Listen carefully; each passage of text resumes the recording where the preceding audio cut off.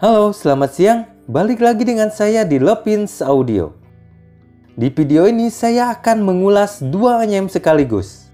Ya, ini dia, QKZ ZXT dan ZXN. Sebelumnya makasih nih buat Kang Del yang udah minjemin unitnya. Oke, duo QKZ ini sepertinya plesetan ayamnya KZ. Tapi apakah bisa lebih baik? Simak ulasan selengkapnya.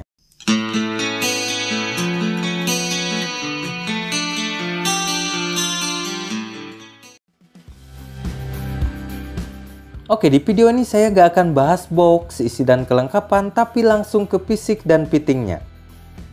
Seperti yang saya bilang tadi, duo QKZ ini adalah plesetannya KZ. Mulai dari namanya sampai desainnya. Ini mirip dengan KZ ZST dan ZSN. Bedanya duo QKZ ini menggunakan single dynamic driver. Selebihnya mirip-mirip lah.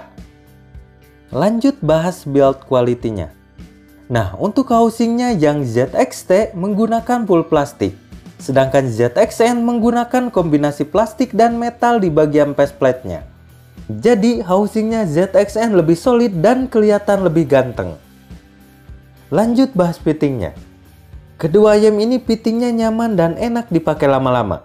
Soalnya kedua ayam ini punya model housing yang sama dengan kebanyakan ayam.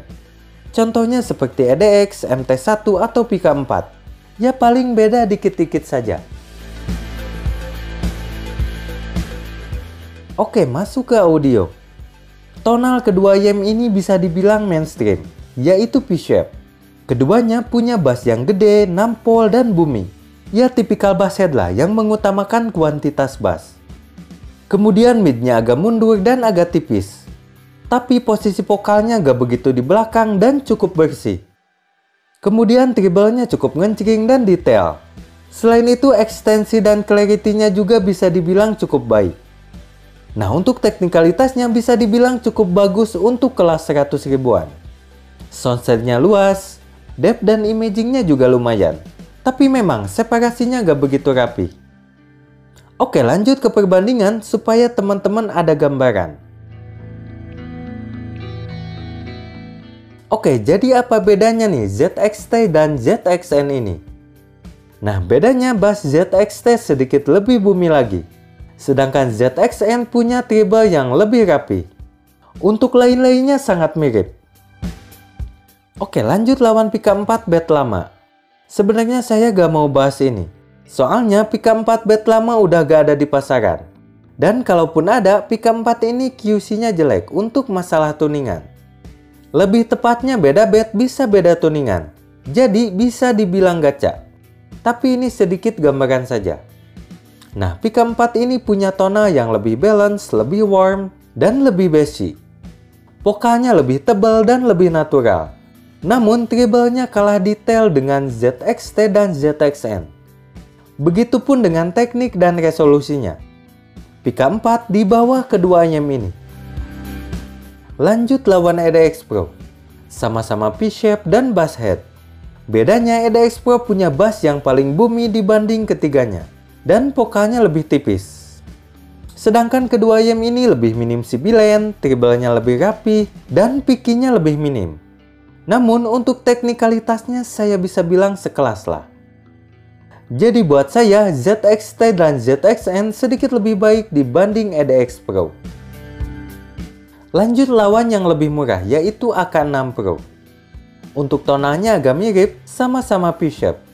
Tapi AK6 Pro lebih warm dan agak sedikit gelap dibanding ZXT dan ZXN. Menurut saya, keduanya ini jelas lebih baik.